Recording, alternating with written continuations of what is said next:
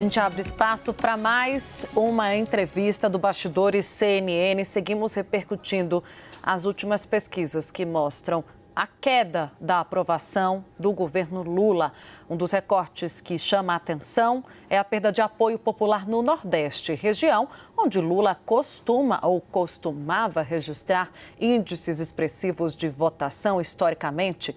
Em 2022, só para ficar em um exemplo, o petista venceu Jair Bolsonaro nos 3 estados da região, chegando a quase 70% dos votos válidos. Só que, segundo o Datafolha, a aprovação de Lula caiu 16 pontos percentuais entre dezembro e fevereiro, lá no Nordeste. Por isso, a gente abre espaço para receber o governador do Piauí, Rafael Ponteles, que é do PT. Boa tarde, governador. Bem-vindo ao nosso Bastidores CNN. Vamos começar jogando um olhar sobre esse ponto da pesquisa. Na sua avaliação, governador, o que motiva essa queda, essa falta de entusiasmo do eleitorado nordestino com o presidente Lula? Bom, boa tarde, Tainá, boa tarde, Gustavo, aos telespectadores da CNN, um prazer estar aqui com vocês. Na verdade, eu posso falar um pouco mais sobre o Piauí, o estado que eu governo. Houve realmente uma oscilação negativa na avaliação do presidente Lula, mas ele continua amplamente aprovado pela população, com um indicador acima de 65%. É claro que houve, como eu falei, uma pequena queda, certamente isso tem a ver com essa questão da inflação dos alimentos, que é algo, a meu ver, passageiro, algo que tem uma solução, e também com a presença maior do presidente na região, no estado do Piauí, tudo que o governo está fazendo, que às vezes essa comunicação dessas entregas, que precisa ser aperfeiçoada, não está chegando essa informação na ponta. Então, acredito que é algo passageiro, irreversível no curto prazo.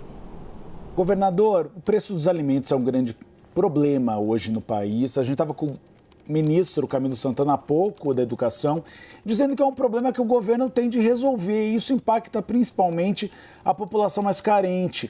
O senhor acha que esse deve ser o foco do presidente Lula nesse momento? Olha, do ponto de vista econômico, sem dúvida, a inflação deve ser o foco principal, especialmente a inflação dos alimentos. Acho que essa super safra que nós vamos ter e com mais incentivos ainda à produção, tanto da agricultura familiar quanto do agronegócio, podem repercutir positivamente no arrefecimento desses preços, bem como a confiabilidade da política econômica, que pode estabilizar mais ainda a questão cambial do dólar, que já tem diminuído o valor nas últimas semanas. Esperamos que isso continue com esses dois fatores, o aumento da produção e também a diminuição do dólar. Acredito que teremos boas notícias em relação ao preço dos alimentos nas próximas semanas e meses. Agora, governador, o senhor assume agora, né, neste momento, essa presidência do Consórcio Nordeste. Eu queria entender por onde caminham as demandas do consórcio e como é que vocês imaginam a ponte com o governo federal. O Consórcio Nordeste, que no governo passado atuou em diversas situações, assim como quase que uma trincheira de resistência ao governo Bolsonaro em reação a medidas da gestão passada. Olha, é verdade que o Consórcio Nordeste surgiu na gestão anterior, na legislatura anterior, como um movimento para unir os estados, defender os interesses da região, principalmente no momento em que o Pacto Federativo era constantemente atacado. No governo atual, nós vemos o contrário. O presidente Lula tenta realmente fazer pontes junto aos governadores e aos prefeitos, reforçando o Pacto Federativo. E ainda na legislatura passada, nós tivemos o fenômeno da pandemia, que o consórcio teve que, de forma muito altiva, fazer diferente do que o governo federal anterior recomendava. Então, foi um momento muito importante do consórcio. Nesse momento atual, que eu assumo agora a presidência por esse ano, já foi presidido também pela governadora Fátima e o governador João Azevedo.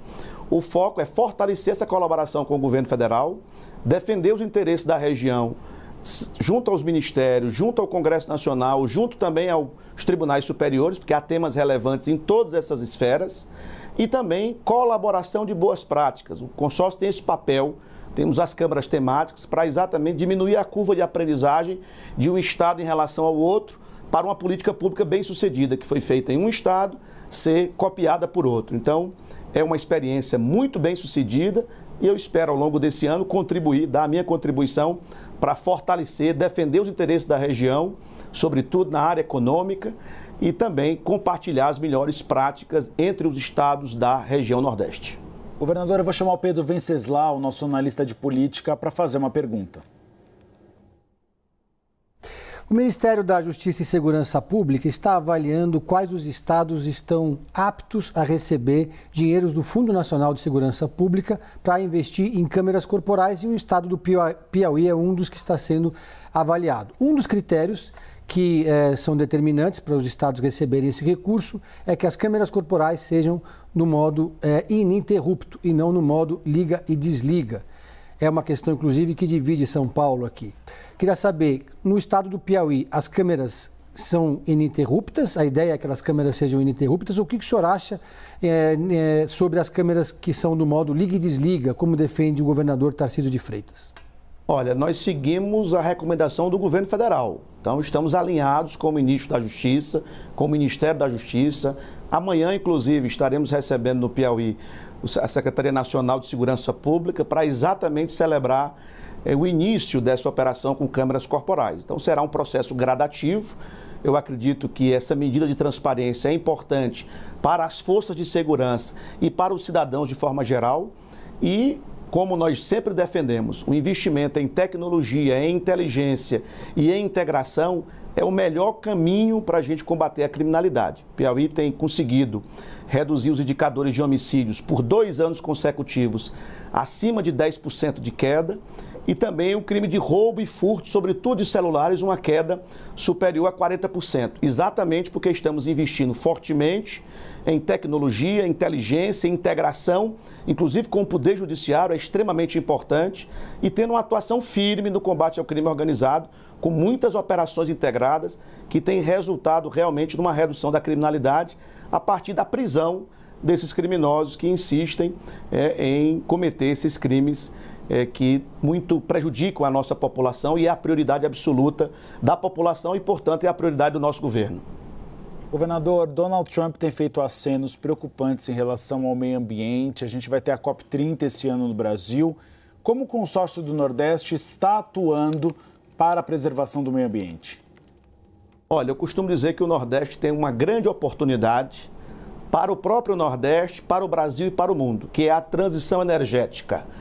O Nordeste é o maior gerador de energia renovável, eólica e solar, tem tudo para ser o maior desenvolvedor de projetos de hidrogênio e, a partir daí, fazer uma neoindustrialização do Nordeste a partir de uma indústria verde, geradora de empregos de qualidade e sintonizada com essa temática ambiental. Eu realmente acho que essas metas de descarbonização da indústria global são reais, as empresas estão levando a sério, mesmo que alguns países teimem em apostar no contrário ou não coloquem isso como prioridade, é um movimento irreversível e, portanto, o Nordeste é o candidato natural no Brasil e na América do Sul para ser o grande beneficiário da transição energética, gerando emprego, seja na geração, seja no consumo dessa energia renovável para industrializar a nossa região. Então, esse é um dos temas prioritários do Consórcio Nordeste. Temos tido várias reuniões com o Ministério de Minas e Energia e todos os órgãos relacionados ao sistema elétrico brasileiro, para exatamente garantir que não tenha nenhum gargalo, tanto para a geração de energia quanto para o consumo de energia renovável. Só para você ter uma ideia, o Piauí produz 7 gigawatts de energia, 100% limpo, e só consome 1 giga, ou seja, temos 7 vezes a energia que a gente consome. Isso hoje é exportado, essa energia, a partir do sistema elétrico, para outras regiões do país. Nós queremos que essa energia, além de ser produzida no Piauí, seja consumida no Piauí. Isso vale para todos os estados do Nordeste, porque quem tem essa energia verde e barata tem tudo para industrializar a sua região, o seu estado. Governador, agradecemos a participação no nosso Bastidores, espaço aberto para uma próxima conversa muito em breve. Recebemos aqui o governador do Piauí, Rafael Fonteles, que é também o novo presidente do Consórcio Nordeste. Até uma próxima. Até breve.